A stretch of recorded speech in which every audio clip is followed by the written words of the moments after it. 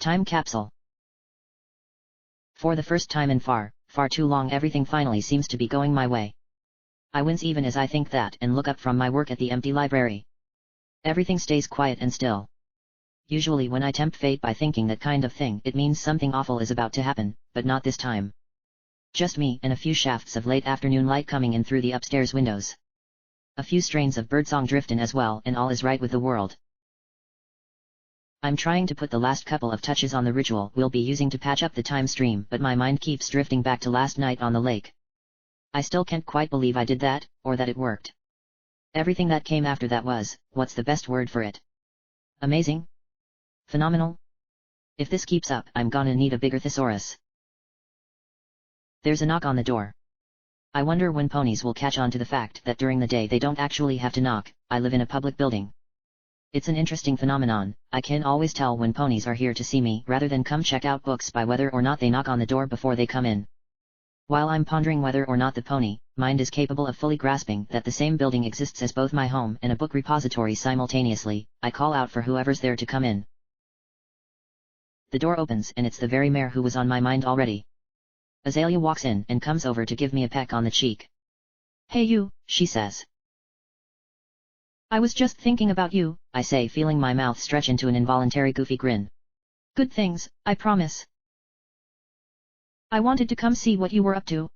Don't let me distract you from what you're working on. I'll just grab a book and cuddle up in a corner to read until you're finished," she says. "Anything in particular in mind?" I ask. She looks over the shelves of books along the wall, stocked with a wealth of options. "What do you think I'd like?" she asks. My heart leaps. I love it when ponies ask me to recommend a new book to them. Not only do I get to share something I've enjoyed and talk about it with them later, it's a great way to prove how well I know some pony. Picking out the right book for my mare friend should be a breeze, right? Let's see, she must have told me what her favorite genre or author is, right? Hey, you know, I don't think she ever did. We haven't really had any normal chats about books since that first date. I was always so wrapped up in this work, then with everything that happened in the other timeline and our fight, I never got the chance to ask. But I must know enough about her to guess. I know she. I know she's important to me, and that I really like her, and it feels good to be with her. But now I'm looking into her patient eyes and I realize that I really don't know all that much about what's going on behind them. "A mystery," I say, half to myself. "Ooh, I haven't read a good mystery in a while." "Which one?" she asks with a grin of her own and turns towards the shelves.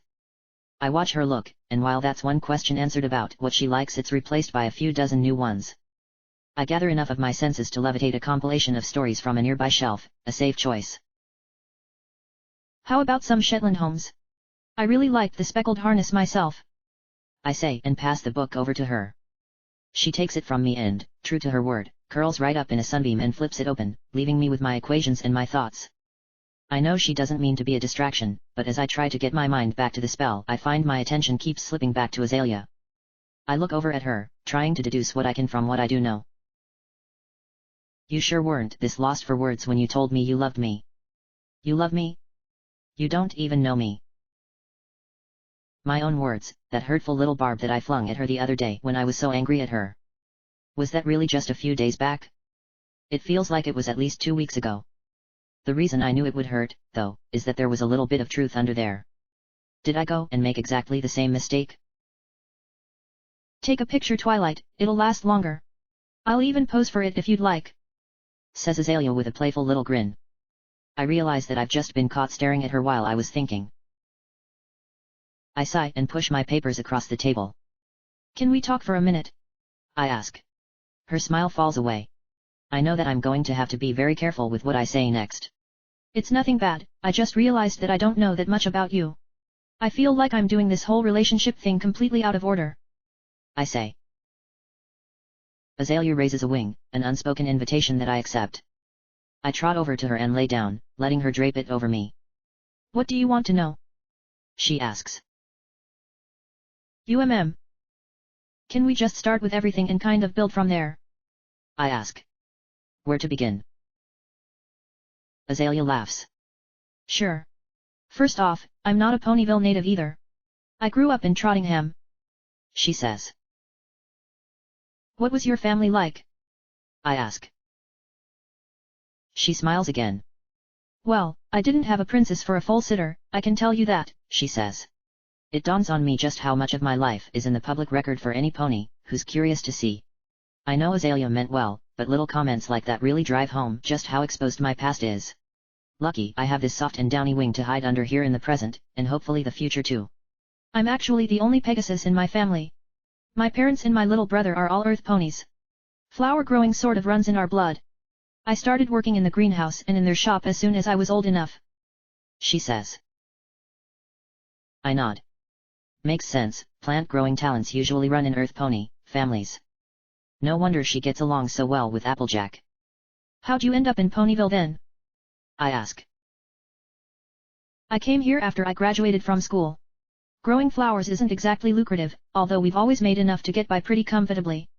My parents insisted that even if I was just going to take over the family business, I needed to get an education too. Still, if it weren't for the baseball scholarship, I'm not sure they could have afforded to send me. For sure the loans would have been worse. She says. I didn't know you play baseball, I say, looking over at her. I make a mental note to show her home run later on. Well, played anyway, she says. Shortstop. Nothing like a pair of wings when you need to make a diving catch. I majored in floriculture, with an economics minor. Mom and Dad were nowhere near ready to retire and hand over the shop when I finished, so I thought I'd strike out on my own, maybe open up my own shop someday. Selling flowers from my garden out of a cart might pay the bills, but I'd like to have something a little more lasting, you know. She asks. She gets a bit of a faraway look in her eyes. It's harder than I thought it would be. Sometimes it seems like I'm never going to get there. You will, I say without a bit of doubt in my voice and give her a supportive little nuzzle. Thanks Twilight, she says and returns it. Oh, and I'm allergic to peanuts. I giggle. Duly noted. I'll make sure to tell Pinkie Pie no peanut butter cookies at your congratulations on opening up your own store party. Azalea's wing pulls me in a little closer. That might not be for a while, she says. I'm patient, I say as I wrap my hooves around her. I have a ton of questions I still want to ask her, but I'm willing to take it slow. Going too fast is what put me in this position in the first place. My favorite color is red, by the way. I say. I like blue, but I'm sure somehow we can overcome our differences, she replies. I smile. It's hard enough to focus through the haze of infatuation when I'm around her, and the way she's caressing my back with her wing isn't helping. I'm sure we will. Hey, I just want to say that I'm sorry about the things I said to you the other day. I was really mad, but you didn't deserve how I took it out on you like I did. I deserved at least some of it. Plus if you hadn't then we would have missed out on the best part of the fight. She says. What part was that? I ask. She clutches me and rolls over suddenly, pinning me to the floor. The part where we made up, she says. I lean in expecting a kiss, but she seems content to just lay her head down on my chest and close her eyes. I follow suit, reveling in the moment. You would not believe how terrible my other date was. The worst part is that I knew she was bad news and I only even agreed to it because I was so angry. Then she tried to get me drunk and take me back to her apartment. I say. At that particular revelation Azalea jerks her head up and looks at me. She tried to what? Twilight, that's not okay. She says. That's what I told her. I warned her that if ever found out she tried that on any other mare I'd have her head. I say. Azalea doesn't seem satisfied by that. By the time you find out, who knows how many other ponies she'll have done that to? We should get the word out that there's a pony who might try that. At least make sure other mares know what to look out for. She says. I frown. While I agree with the sentiment, I'm not going to start spreading rumors and bad-mouthing Algae Bloom to every mare I know. What are you proposing? I ask. We should tell some pony who has a hoof in that scene, so she can spread the word around. We can even leave her name out of it if you want. It's good advice to be careful no matter who's offering the drinks. She suggests. You have a pony in mind? I ask. What about Cloud Kicker? She asks. I groan and roll my eyes at the suggestion. What? Cloud Kicker's just as bad. She'd probably take it as a challenge to see which of them can bed more ponies. I say. Twilight. Cloud Kicker has standards and a conscience. I admit she's a bit on the wild side, but she has a good heart, says Azalea. Maybe Azalea has a point. I know Cloud Kicker has her own little code, but that whole lifestyle just rubs me the wrong way. I mean, she just uses ponies for physical pleasure and then walks away from them without a second thought. Even if it's consensual, I just can't wrap my head around that. I try not to be judgmental, but the way she's just so in your face with the flirting at every single opportunity brings the worst out of me. Humph. Maybe. I just don't like the way she'll jump into bed with any pony with a pulse. I say. What, do you think only sleazy and desperate ponies would be interested in that kind of thing? She asks. She's gotten up from our comfy little embrace and now she's downright glaring at me. Wow, she's getting really mad about this. What gives? That's not what I said, I say. Why would she be so angry at me over Cloud Kicker unless she... And Cloud Kicker? Had. Oh, I'm an idiot. Wait, were you and Cloud Kicker? I start to ask. The way she looks away is answer enough. We dated for a couple of weeks. Nothing serious. I had just moved here and I met a ton of new ponies through her. We had fun, but it wasn't a big deal, she says. I try to picture Azalea and Cloud Kicker together and then immediately regret it when I find it's all too easy. I thought that Earth pony at the restaurant was your ex, I say. Azalea looks at me, a little befuddled. Twilight, you do know that most ponies have more than one ex, right? Cornrow was my last mare friend before you, but she wasn't my first, she says. You're one to talk. You said the last pony you dated was Princess Luna. I shift uncomfortably on my hooves. Date might be too strong a word. It was more of a one-night thing. How many mare friends have you had? I ask. I'm not sure I want to know the answer. Azalea thinks about it for a second. If you count school and everything, I guess you're my seventh, she says. I go a little pale. Azalea was with a half-dozen other mares before I met her? I look up and realize I missed a question from her. What was that? I ask. I asked how many you've had, if you're not counting Luna, she says. I'm suddenly incredibly self-conscious and very aware of my own inexperience in this particular area. Including you? I ask, stalling. Sure, she says. 1, I say and hang my head, grimacing and waiting to see how she'll react. Wait, are you saying this is the first romantic relationship you've ever been in? She asks, incredulous. I nod. Sorry, I say. I'm not sure what I'm supposed to be apologizing for, but it feels right in the moment. She takes a moment to process that. Does the fact that I've been with other ponies before you and you haven't make you uncomfortable? She asks. The awful thing is that it does. It's petty and jealous and ugly and irrational for me to imagine she just sprung into existence from nothing the night I met her. I'm a weird one for neglecting something so important for so long, even if there were certain things it took me longer than it should have to accept about myself. Azalea, I don't know how to answer that question without making you hate me, I say as the first teardrops start to hit the floor. She's going to walk away again, I just know it. She's going to figure out that I don't really know what I'm doing, or she'll start comparing me to those other ponies and I won't be good enough and she'll leave again, and instead she just wraps me up in a hug. Twilight, I'm not going to hate you for being honest with me. I really care about you, and I want us to work. You don't want to break up just because I've had other mare friends, right? She asks. I shake my head. I didn't think so. We'll muddle through somehow. Now come on, cheer up. Fight's over, she says. I tilt my head. That was a fight? I ask with a sniffle. She smiles and pushes my mane out of my face with a gentle touch. Well, maybe a little one. Not every disagreement has to end with a big blow-up and one of us storming away. Did you think everything was always going to swing between perfect and terrible all the time? Sort of. I mean, that's how it usually happens in stories and stuff, I say. I feel like a naive little fool even as I say it. Well, welcome to real life. It's a lot messy and a lot more confusing, she says with a little squeeze. So I'm noticing, I grumble. We hold one another for a moment until we're interrupted when a burst of fire and red sparks erupts above our head. By the time we can pull apart, it's gone as quickly as it came, and there's a letter hanging in the air for a moment before it falls to the table. So that's how it feels to receive a letter sent by Phoenix Fire. I open up the note to see what Star Swirl has to say. Twilight. Hope everything's going well on your end and you're making progress on the ritual. I frown and look over at the pages of half-completed notes that I've been neglecting.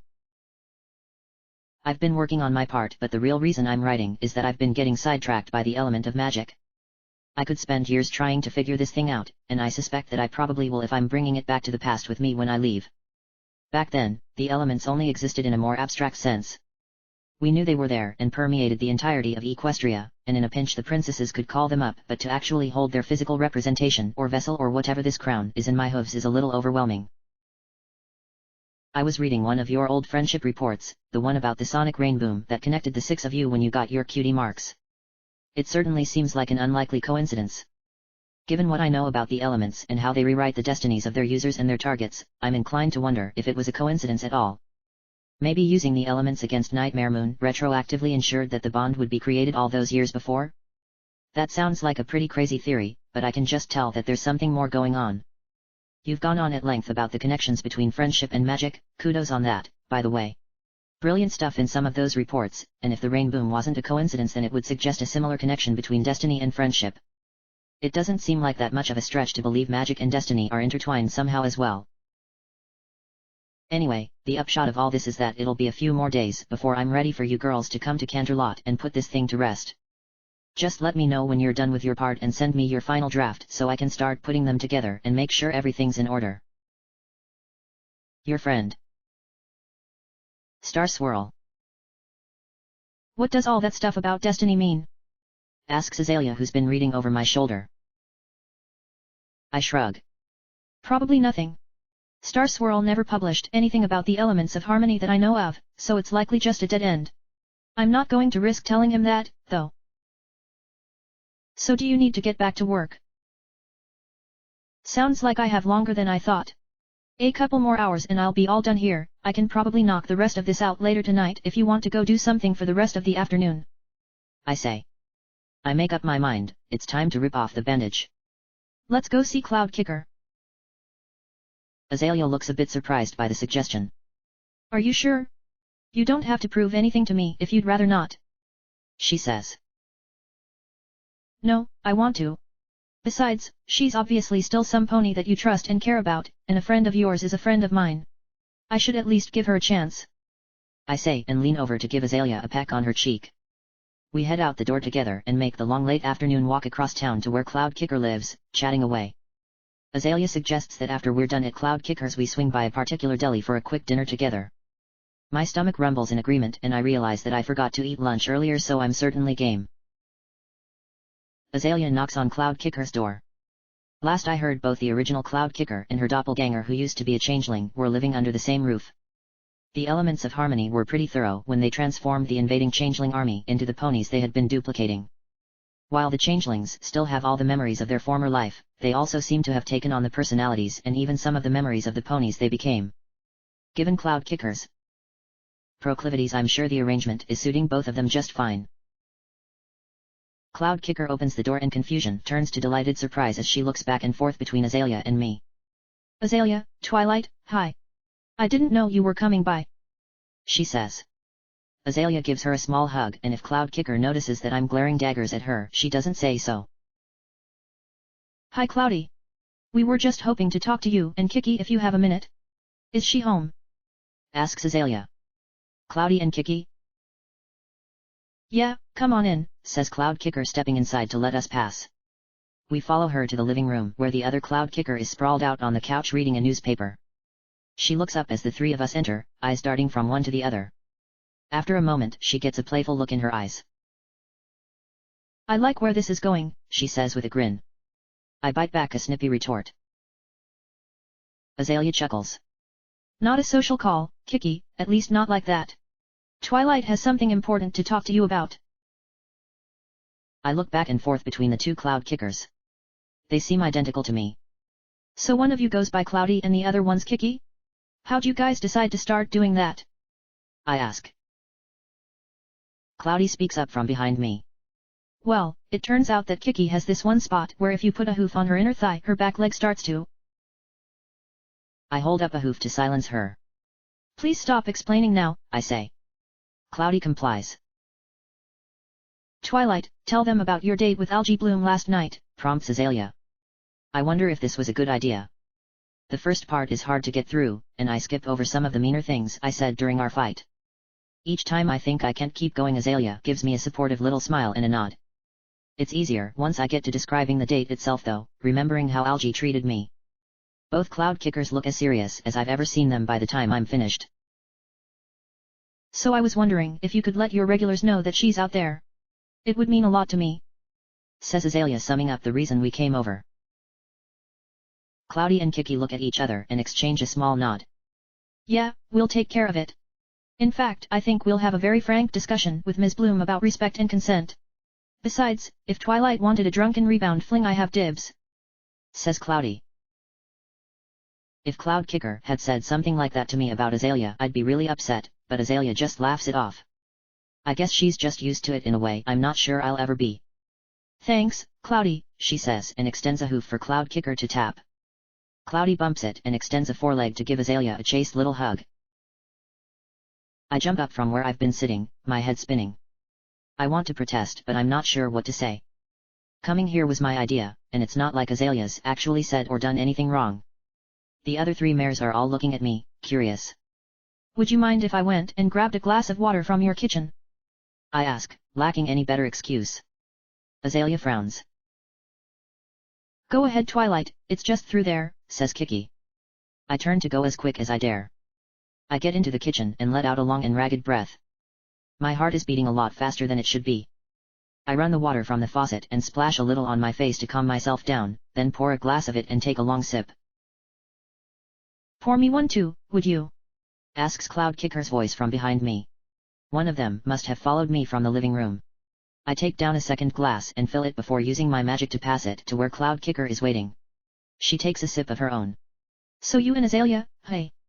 She asks, sitting at the kitchen table and motioning for me to do the same. Yeah, me and Azalea, I say, trying to sound casual about it. I was still a part of the hive back when those two dated the first time, but I do have a few memories of it. Those were a fun couple of weeks, but they were both ready to move on by the end of it. So stop stabbing yourself in the hoof by acting so jealous, she says. I'm not jealous, I say. Not sure who I think I'm fooling with that particular claim. Kiki smiles. Twilight, Azalea's not the kind of mare where you need to worry about that sort of thing. Besides, I saw how she was looking at you back there. She certainly didn't ever look at Cloud Kicker that way. How do you mean? I ask. I didn't notice anything like that. Let me put it this way, if I were still a changeling, I'd be trying to figure out the best way to wrap you up in cocoon and stick you down in a basement somewhere while I fed off that look for the next 3 months, she says. Thanks. I guess. You're very welcome, says Kiki and takes another sip of water. Azalea mentioned that you two were going to Ruben's Deli for dinner this evening, right? Yeah, why? I ask. Here's a free piece of Azalea advice. When you get your sandwiches, give her your pickle, says Cloud Kicker. I don't know what that means, but it doesn't sound like something I'd be comfortable doing in public, I say as I try to puzzle out the innuendo. Cloud Kicker snorts and a bit of water goes up her nose. She coughs a few times and wipes it away. That wasn't a euphemism, Twilight. Azalea loves pickles. Offer her yours and you'll score major mare friend points, she says. She reaches out a hoof across the table and pats mine. I know how you think of me, but if you and Azalea make each other happy, then I really want to see it work out for you too. She actually sounds heartfelt. I try to look at her with fresh eyes, try to see what Azalea does. I realize that this must be just a little bit awkward for her too. Thanks, Kiki. I really appreciate that, I say. What the hey? I open up my forelegs for a friendly hug and she moves over to accept it. You know, if you and Azalea are ever feeling really appreciative, she begins. I pull back from the hug and give her a flat look. She grins. Ah, I'm just teasing Twilight, relax. Turnabout is fair play. Just teasing? Oh, that's too bad. I was going to say maybe. I say, teasing back. Her wings snapping open knocks her glass of water off the table and it shatters when it hits the floor. Everything all right in there? Asks the other cloud kicker's voice from the living room. We're fine, I call back. Your double here just doesn't have any self-control. I know, isn't she great? Asks Cloudy. Kiki has recovered enough to speak again. That was a joke, right? She asks. I grin. Probably, I say and walk away. You know, I'm starting to see why she does that all the time. I head back to the living room with Kiki following me a moment later. We leave Cloud Kicker's place and head for the deli. Sure enough, the pickle thing works like a charm.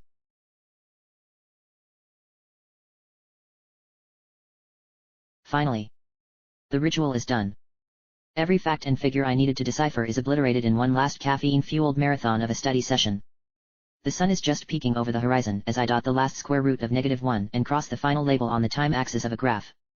I let out a sigh and my quill falls to one side as I massage my temples and reach for the coffee pot I've been drinking straight from for the last 4 hours, only to find it's somehow already empty. That would explain the double vision. I think a walk through town to clear my head a little is in order. I still need to double-check these numbers before I send them off, and if I swapped a sine for a cosine somewhere in their star swirl won't ever let me hear the end of it. Besides, I'm rarely awake to see the town this early, I might see a side of it I don't know very well. I walk out the door and wander the empty streets of Ponyville, letting my hooves take me where they may. There's no sign of activity on the misty streets. That'll burn off soon enough, tomorrow's supposed to be a scorcher but for now the air is damp and cool. I pass by Sugar Cube Corner, which hasn't opened yet but there's already smoke rising from the chimney. I've never thought about how early they must get up to have fresh bread ready by the middle of morning. See? I already learned something new today and it's barely 5 in the morning. I stop and breathe deeply, just taking in the smell of a new day full of promise and potential. I glance over to the park and I bet there's a great view of the sunrise from that nearby hillside. I track through the dew-laden grass and settle down on the eastward-facing slope. I don't even care about the chilly water soaking into my coat. Watching the sunrise as the world around me starts to come to life gives me this sense of something. Renewal, I guess you might call it. With the ritual finished, if not actually cast yet, I feel like I can look back at the last couple months and how completely consumed they were with all this time loop nonsense. Relaxing here though, with the first rays of sunlight washing over me, I feel like I'm getting a new start too. Like I'm on the cusp of something bigger and more important than all that, and I can't wait to move on to that next chapter of my life. Wow, sleep deprivation makes my inner poet awfully loquacious. My eyelids sink to half-mast. I can't sleep now because... How long has it been since there was no compelling answer to that question? I don't even care, is the last thing I think before I drift off right there on the hillside, a smile on my face.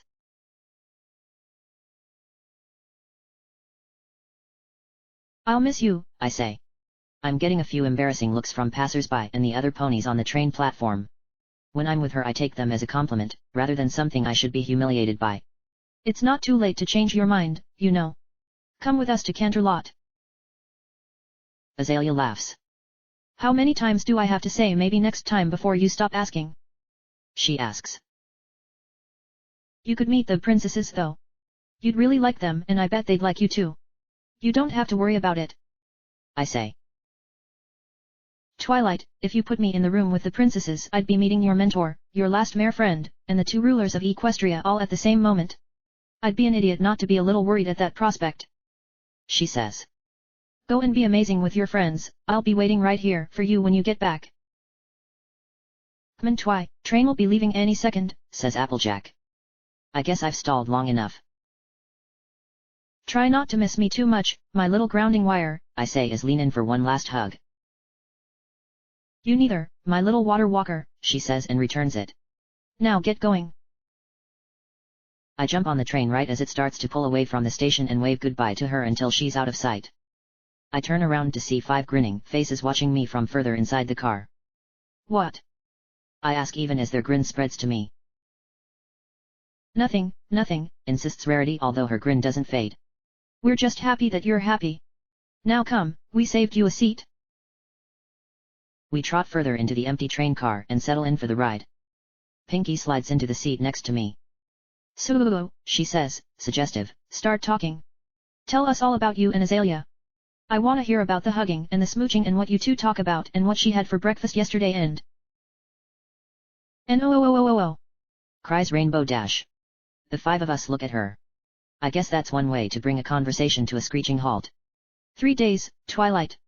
These 4 have wanted to talk about you and Azalea and nothing else for 3 freaking days. I can't take it for the entire train ride too. She's cool, right? And you two are happy together? 'Cause that's all we actually need to know. Yes Dash, everything's great. I guess I have been a little sidetracked the last couple of days. I'll try to make more time for you girls when we get back. I say.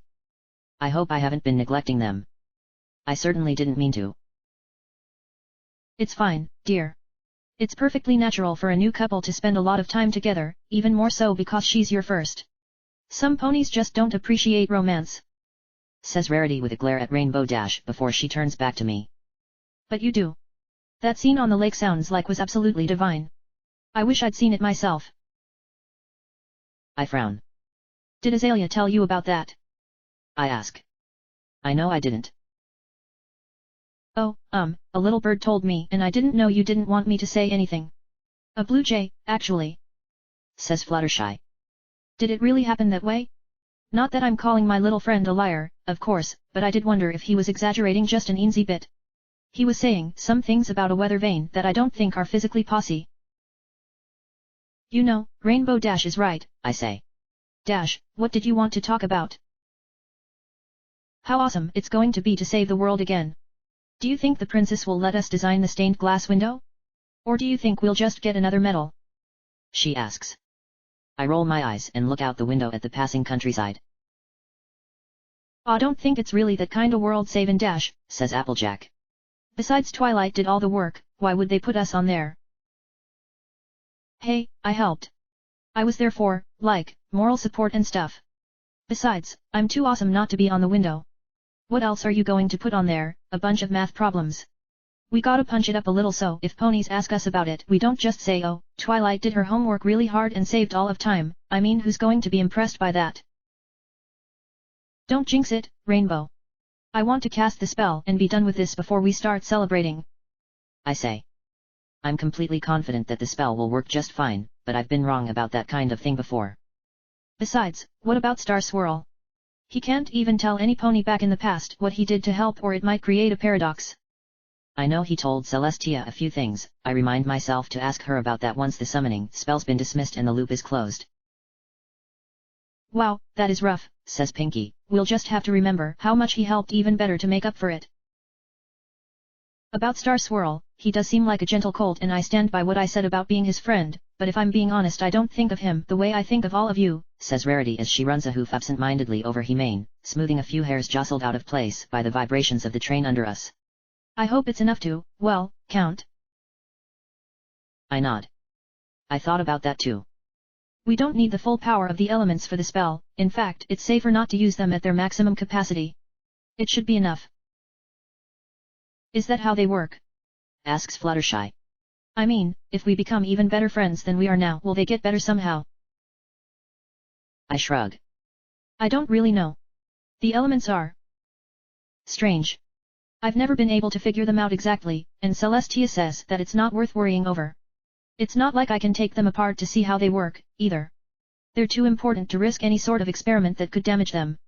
They work, and that's good enough. I say. It's something that annoys me more than I let on to tell the truth, but I've made my peace with the idea that this particular mystery isn't one I'm going to solve, barring some new development or insight. Rainbow Dash launches into a suggestion that her element runs on awesomeness but I'm only half paying attention. I think back to Star Swirl's letter from the other day. He really sounded like he was going to put some effort into figuring out the elements. Why wouldn't he have recorded any of his results? It's a shame I can't risk a paradox by asking him to write a book he never wrote. Unless... What if I asked him to hide the book, or even just his notes, somewhere no pony would find them? Then after I send him back I could go retrieve them and see what he found out, and there would be no chance of the information leaking back into the past. Twilight? Asks Pinky. Why are you wearing your "I just had a super smart idea" face? I'll tell you later. Right now I want to hear all about what I missed over the last few days when I didn't see you. The girls all start to talk at once about what they've been up to. I have a lot to catch up on, and the rest of the train ride is spent sharing the news of their lives with me.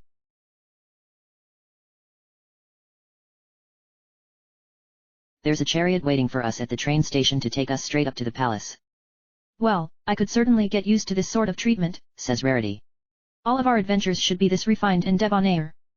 The guards pulling the chariot drop us off and tell us we're expected in one of the labs in the East Wing. We trot through the halls and I spot Princess Celestia down one of the side corridors speaking with several other ponies who are scribbling down notes about whatever the conversation is about. I catch her eye and we wave to one another, but then she turns back to her discussion. I guess she trusts me to handle this ritual myself. We reach the labs, a shielded and isolated area of the palace where all sorts of experimental magic research is performed. Luna had them built for her own personal use when she got back from the moon, and while the facilities aren't quite as big as the labs at the academy, all the resources and equipment are top of the line. I knock on the door and hear Star Swirl call out from the other side. Come in. I open the door and the six of us step inside. The lab is completely turned upside down since I last saw it, with open books scattered everywhere and pages of notes stuck to every available surface. There even look to be some stuck up on the ceiling. The only exception is the absolutely pristine ring in the center of the room that's inscribed with all sorts of intricate little details and runes. It's clearly expert level work, and I trace over it with my eyes trying to make out which parts I worked on and where his work begins. Star Swirl pops out from behind some shelves, levitating a small inkwell and looking a little manic. Oh, girls, it's you. Is it Sunday already? Here, let me walk you through the ritual and you can help me with the last few bits. He says. Star Swirl begins to explain the finer points of the spell we've designed, although by the end of the second sentence I'm pretty sure he and I are the only ponies who are following the explanation. That's great and all awesome pose. Think it might be better if you just tell us where to stand and when to use the elements though. Says Applejack. Oh, right. Well, I still want Twilight to look over everything with a fresh set of eyes and then we can get going. And I, need to find your element again actually. Says Star Swirl. What do you mean you need to find it? The chest is right over there, what happened to it? I ask. Star Swirl suddenly seems eager to look anywhere except at me. Well, I had taken Honesty out to check a theory I had about some of the engravings on its inner surface, but while I was looking it up I came across something else that gave me an idea, and I needed a bookmark. I bury my face in my hooves. I reshelved a bunch of books after that and I'm not exactly 100% sure which one I left the element in. Don't worry, I've narrowed it down to a couple dozen. Girls, why don't you all go take a walk through the palace? If you give me an hour to examine this and for Star Swirl to find the artifact of incredible power that he thought would make a good bookmark, then we'll get started. I say. Rainbow Dash nods and the others turn to go explore for a little while. There's no reason for them to stick around here, plus I have an ulterior motive too. You want help looking through all the books or can I get started? I ask. Nah, go ahead. Just let me know if you have any questions. He says and disappears back into the shelves. I start to look over Star Swirl's work, but a part of my mind is on formulating a question that'll sound casual. So find anything interesting about the elements? Your letter was kind of vague about them. I say. Oh, yeah. Tons. Like I said though, it'll take years before I can draw any conclusions that aren't just wild guesses. I'm glad to be taking magic back with me. Says his voice from somewhere out of sight. Would you do me a favor? Once you've studied them for a while, could you put a copy of your notes somewhere I'd be able to find them after you leave? I ask.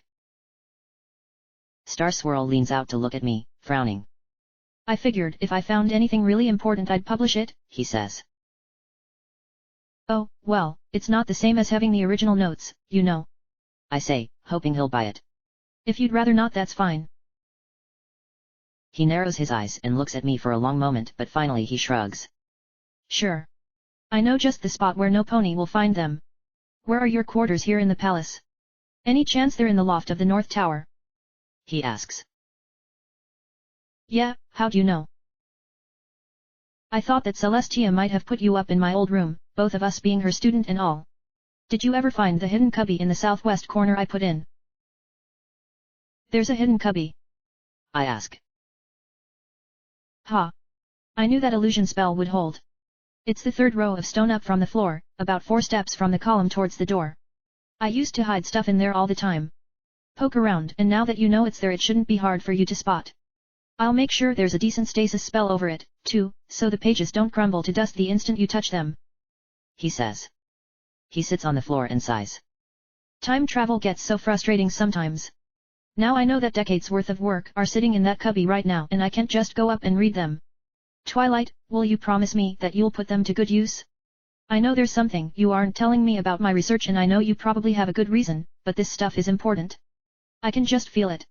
If there's any pony who I'd trust to continue whatever I start, it's you. Star Swirl looks at me with a completely earnest smile, which after a moment morphs into a more puckish grin. Unless I meet some pony smarter than you in the past, then I'll just give my notes to them.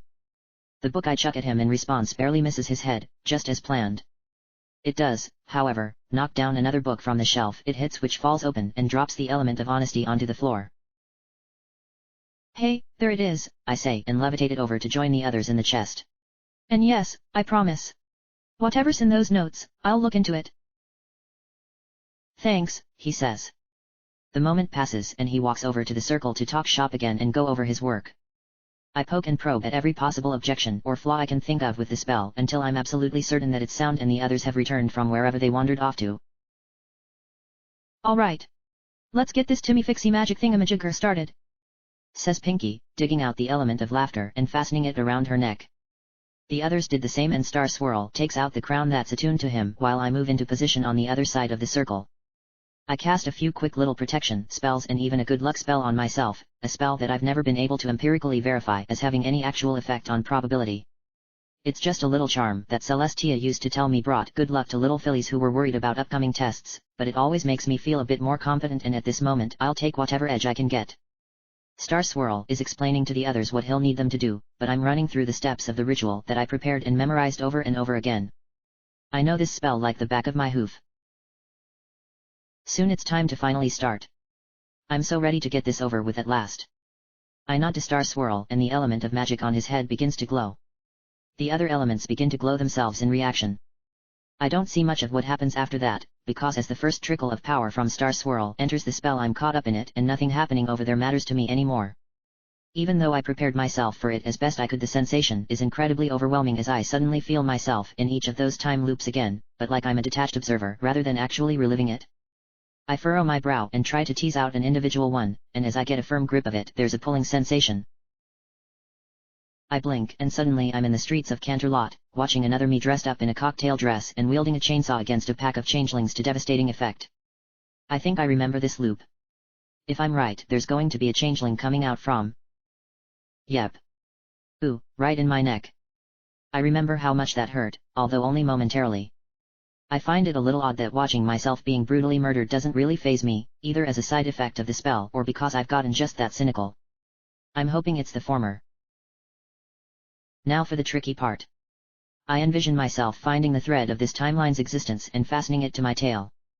It's not a literal string of course, but boiling down an incredibly complicated feat of magic into the proper metaphor is a huge part of being a successful mage. On the other hoof, choosing the wrong one can cause the spell to go catastrophically wrong in all sorts of fascinating ways. I step back out of the loop and once more I'm a part of every one of the loops I lived through simultaneously. The pressure on my mind has lessened just slightly with the one loop I just came from no longer diverting my attention. In theory the hardest part's over and the pressure will only diminish from here, but fatigue will eventually start to become a concern, so no excuse for dawdling. I jump to the next loop and I see myself standing in the middle of a street, watching the wall of horrible shiny death rushing towards me. This could be any one of the dozens of times the clock ran out and the elements went haywire. Even though I'm intangible I still take a step back from it. It burns the other me up in an instant and still keeps coming. I wince as it washes over me and even though I don't, strictly speaking, exist here, I can still feel a tingle as it passes through me. Then I'm somewhere I never expected to find myself, the other side of the wall. I don't know if there's simply no gravity here or if that has something to do with the spell I'm using, but I find myself floating in a bright white void. All I can sense is the power of the wall, most intense directly behind me, but its presence is omnidirectional. I'm right by the edge of an ever-expanding sphere of light and fire. It hadn't occurred to me that the explosion would cut down into the earth as easily as it cut through everything else, but I suppose it makes sense. So this is what was left all those times that I failed. A whole universe just gone. All the more reason to study the elements of harmony, I suppose, and figure out a way to keep this from ever happening again. I take up this timeline and attach it to myself before jumping to the next one. And then the one after that. And then the one after that. I get a good rhythm going, and before long I'm scooping up timelines left and right. Most are pretty mundane, insofar as seeing yourself repeatedly dismembered can ever really be considered mundane, but some of the timelines do stick out.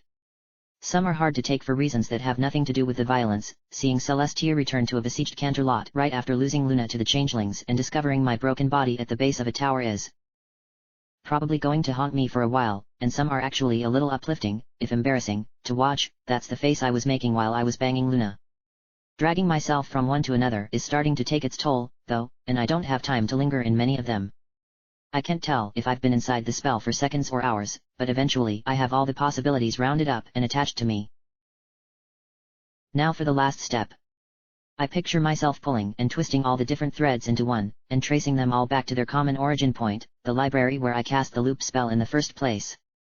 I shudder a little in anticipation of what's going to come next.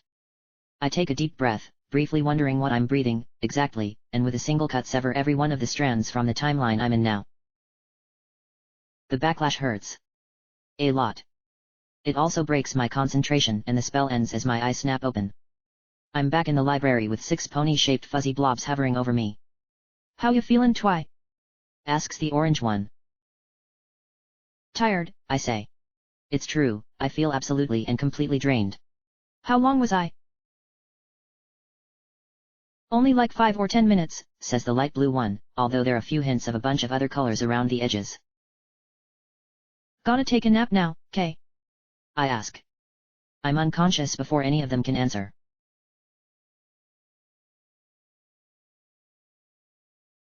I bolt upright in the bed some pony must have moved me to, drenched in sweat and gasping for breath. Twilight. Don't worry, everything's fine. You're safe. Says Fluttershy, who's sitting in a chair at the foot of the bed. I look at her for a second before I close my eyes and nod, and when I open my eyes again I can identify the room as one of the guest rooms. Fluttershy and I are the only ones awake, the other 4 are napping on sofas and other furniture around the room. I glance at the window and it's dark outside. I must have been under for hours. I think I was dreaming about something.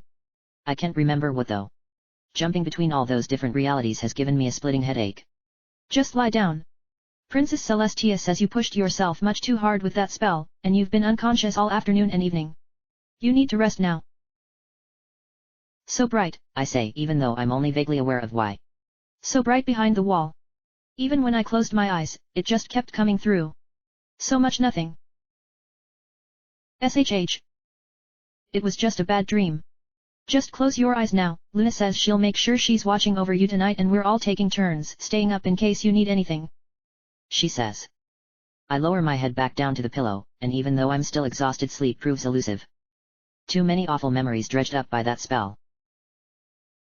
I must have drifted off at some point though, because I wrinkle my nose when I find that there's suddenly sunlight hitting my face and sit up again, feeling more like a living pony than I did a little while ago.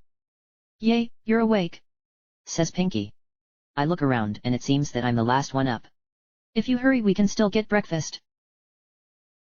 I roll out of bed and stretch.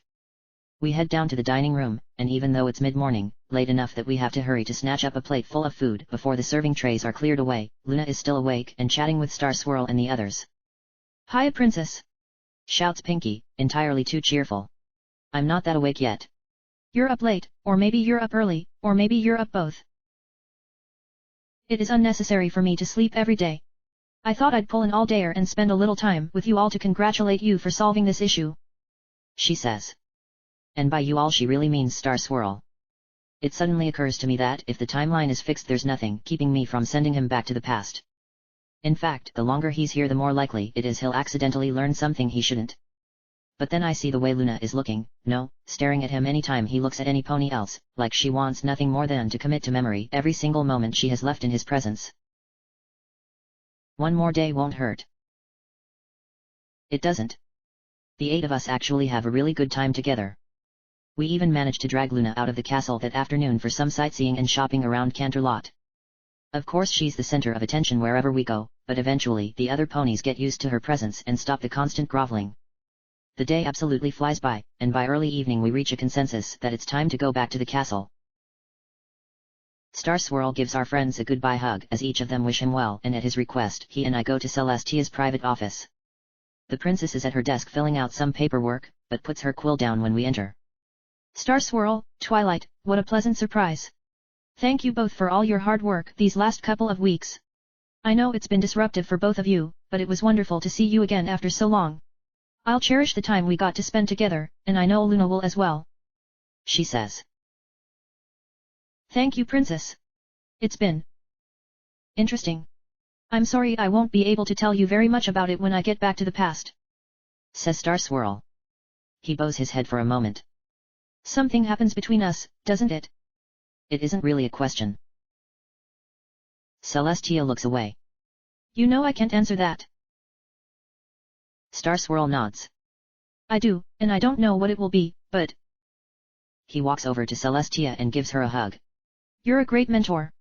Whatever I end up saying to you or doing, I just want you to know that I'll always be grateful for what you gave me. Star Swirl, that's... says Celestia. She looks like there are about 50 different things she wants to say, but can't. Instead she just hugs him back. You're welcome. And... I was proud of you. Even after what happened, I was always proud to have been your teacher. Twilight and I talked about it and she's going to send me back tonight, but before I go I want to be with Luna one more time when she raises the moon, he says. Then you better not dawdle here much longer. I hate long goodbyes anyway. Goodbye, Celestia. Try not to screw up Twilight however it is you screwed up me, he says. Celestia laughs. Oh, I doubt I could even if I tried. I'm sure when I mess up with her it will be in new and exciting ways, she says as she looks over at me with a wink. She glances at the clock on her desk. Now go. Luna should be getting ready to raise the moon out in the usual spot any minute. Star Swirl reluctantly backs away from her and walks out of the office. I turn to go with him but Celestia's voice stops me. Twilight. Yes, Princess. I know he wasn't who you meant to summon, and he probably wasn't the easiest to work with, but thank you for giving me this chance, she says. You're welcome, Princess. I should. Of course, go ahead. I trot out after Star Swirl, catching up to him before he reaches the balcony Luna uses to set the night sky. When we walk out onto it she's already there and looks surprised to see us. I half expected that you would have gone already, Star Swirl. It might have been easier in some ways, she says. And miss seeing the best show in Canterlot one more time? You've learned a few new tricks these last 16 centuries, I hoped you'd indulge me once more, says Star Swirl. Luna smiles. Of course, my love. She takes a deep breath and her horn flares to life just as the sun dips below the horizon. The first stars start to appear in the heavens as the moon gradually makes its way up to join them. Maybe it's my imagination but it seems larger and brighter than I remember. Luna pours absolutely everything she has into her night. Rippling bands of aurora and an improbable number of shooting stars dance through the sky as the constellations move into place. Finally, her light fades and she gasps for air. Beautiful, says Star Swirl looking right at her. Stay longer, Star Swirl. Another week, or even a day. Don't go back tonight, Luna begs. Do you think this will be any easier tomorrow night? Or next week? Every day I stay here is a day I can't be with you back then. Some of us get older, after all. You know there are other risks too, says Star Swirl. These last few weeks though, I can't.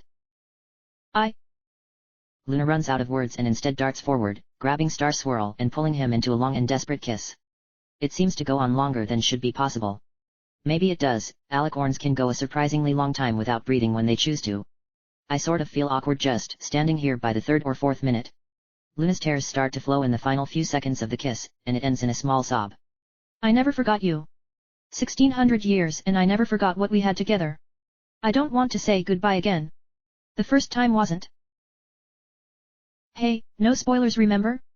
I haven't gotten to live it yet, says Star Swirl as he nuzzles her wet cheek. I'm sorry I'm not the way you remember me. You're still perfect. I was just too thick to see it at first. Maybe this is how it has to be. Who knows, maybe you'll change again into something else entirely a few centuries from now. Says Star Swirl. Luna looks doubtful of that for some reason. I love you, lunatic.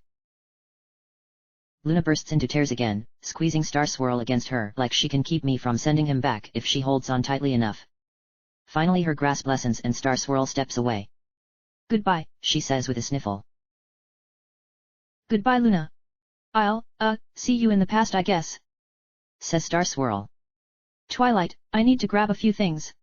Notes I took on what I have to do to make sure the loop stays stable in my element. Just give me a few minutes and I'll be ready. I nod and he walks back inside. When I'm positive he's out of earshot, I turn to Luna who hasn't moved. You know he has to go back. Celestia told me about your daughter. Turns out I'm descended from her actually. I say. Is that right? Asks Luna. I confess I stopped keeping track of that sort of thing after the Great Grand Falls. After he disappeared and Shooting Star died I found that my interest in the rest of my line was rather diminished. Disappeared? If you don't mind me asking, how exactly did Star Swirl pass on? I don't know. He simply left one day on another of his travels and never returned. She says. Oh, I didn't know that. I'm sorry. I say. Come to think of it, that would explain why I've never read a credible account of his death. You needn't apologize. I'm much too calm and collected to get upset about that. Didn't you hear me say how I've changed for the better since those days? She asks. There's an undercurrent of bitter sarcasm to the words. Well, if you don't like it you can always change back, right? Just start acting the way you did then, and if you feel like you might be losing yourself come talk to Celestia, or even one of our friends. It is not that simple. There are external factors involved. My sister and I have discussed this at length and decided that the perfect mustn't be the enemy of the good. But what if you just... Twilight, she says, cutting me off with a tone that suggests the matter isn't open for discussion. Do you remember our conversation back in the infirmary? Some things are best left in the dark, and this is one of them. Now, if you don't mind, I would rather be alone with my thoughts right now. She walks back inside the palace without waiting for me to respond. I stay out there for a few moments to give her a head start out of respect for her privacy before I head inside as well and turn towards the lab, as that's where Star Swirl had been keeping most of his things while he worked on the spell. As I walk in he's gathering up a small sheaf of papers, and his element of magic is sitting on the table nearby. Is that everything? Any pony else you want to say goodbye to before you go? I ask. Just one, he says. He walks over to me and lays a hoof on my shoulder. You. Thank you for everything, Twilight. It's certainly been interesting getting to know you. I know that there's all sorts of information you have to keep from me, but can you just tell me one thing? What? Do I really have to grow a beard? He asks with a fake frown and his best attempt at giving me puppy dog eyes. I laugh and hug him. Afraid so. Star Swirl the clean-shaven just doesn't have the same ring to it. I'll miss you too, though. Who knows? Maybe we'll both meet up again sometime in our relative futures. He says. After what happened with the loop, I don't think I'll be messing around with any more of your time spells, I say. About that. It actually wouldn't be that hard to fix. I've already thought of a couple ways you could build in an escape clause. Plus a way to resolve individual loops so you wouldn't have to go through that whole ritual we just did every time. He says. What did you say? I ask. My hug gets tighter. Any resemblance to a chokehold is purely coincidental. Are you telling me that the version you left for me to find is intentionally incomplete? Twilight? Air. He gasps. I reluctantly let go of him and he inhales. I'm sorry Twilight, but what choice do I have? If you never cast the version that almost breaks the universe, then I never summon you and you never get the idea for it in the first place. I fucking hate time travel. I say. So what was the point of any of this? Maybe there wasn't one, he says as he levitates the element of magic from the nearby table and puts it on. I'll put a copy with a fixed version in that cubby with the rest of my notes. I know you're going to run right up there as soon as we're done here and see what I wrote anyway. I blush. I didn't think I was quite that transparent. It's what I would do, too, he says. I won't keep you. Goodbye Twilight. Have a good life. I'd wish you the same, but I don't have to. One spoiler, Star Swirl. The rest of yours is going to be fantastic. I say. Before he can respond I focus and release the summoning spell that's been keeping him here. I wish I could say that there's some dramatic flash or puff of smoke, but it's a disappointingly anticlimactic pop and then he's just not there anymore. I pause for a moment while it sinks in that he's really gone, and then in a flash I teleport back up to my quarters. They're empty, and I have at least an hour before I need to rendezvous with the others for dinner. Plenty of time to investigate that cubby. I examine the area of the wall Star Swirl told me about, and sure enough there are just a few hints of magic. No wonder I missed them until now, they'd blend seamlessly into the background if I didn't know what I was looking for. With a quick dispel the illusion is removed and sure enough there's a tiny latch. Pressing a hoof against it causes the stone to slide open, and a cloud of dust billows out into my face. Waving a hoof to clear it, I reach into the recessed cubby. I can feel a thick notebook, with an envelope on top of it. I pull out the envelope, which has my name written on it in florid cursive. I tear it open and begin to read. Dear Twilight. You're probably reading this about a minute after you send me back, but for me it's been a bit longer. 20 years longer, give or take. A lot of what happened back then makes a little more sense to me now. I guess it's easier if I just start at the beginning. When I got back to the past I found myself right where I'd been the moment that I left, sitting with Celestia in the library. I told her as little as I could, but one thing I did have to explain was the fancy new crown I'd brought back. Both princesses found the idea of a physical artifact that could exist as a focus for the elements as intriguing as I did. A few weeks later Luna took the crown and disappeared without a word to any pony, not even Celestia or me. She didn't return for nearly a year. When she did reappear, she had 5 necklaces she said she had created based on the design of the crown. I'm pretty sure they're the same necklaces your friends use in your time, although the gemstones are differently shaped. They're probably capable of altering their own physical form to match their bearers. Celestia and Luna got into a huge fight over the elements, one that raged on and off for months. Celestia felt that even the existence of such powerful tools that could be wielded by mortals rather than just the two of them was a gigantic threat to the stability of Equestria, and wanted them sealed away. Luna thought that a counter to Celestia's power was necessary in case she were ever removed or incapacitated, and Celestia unchecked became a tyrant. I have spent the last 2 decades appreciating the irony. Luna is the most important pony in my life.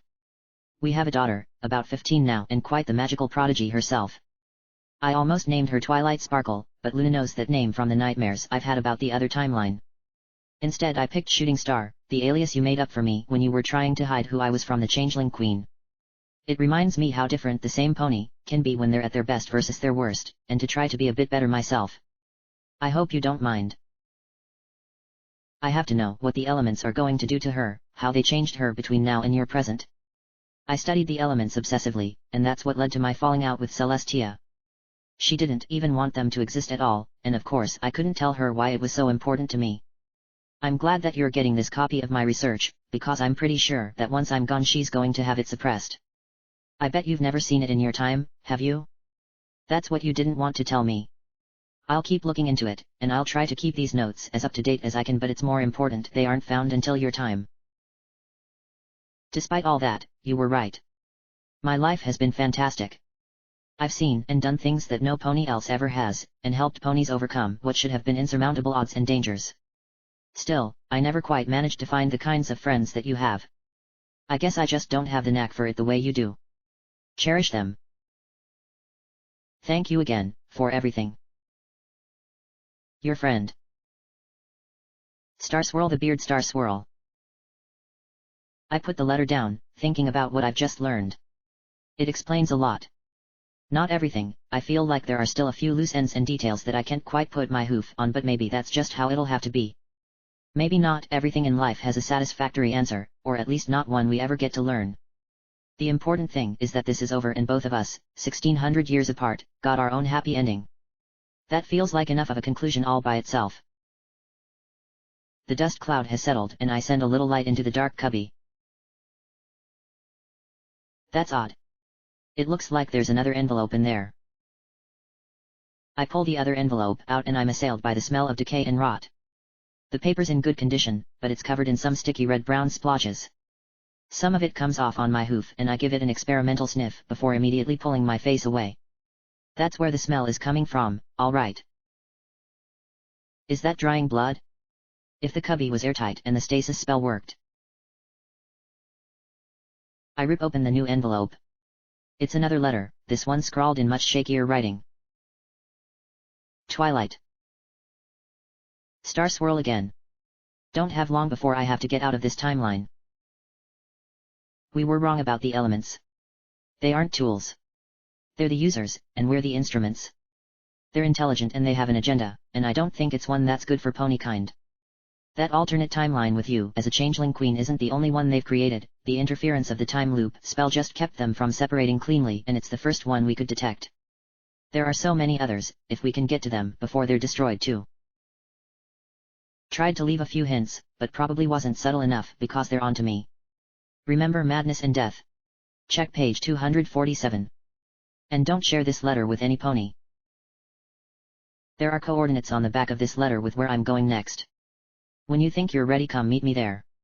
Again, don't show this to any pony, especially not the princesses. If you get this and take it seriously, you'll meet me 10 minutes from now my time. If you don't, I'll be dead in 15. Hope to see you soon.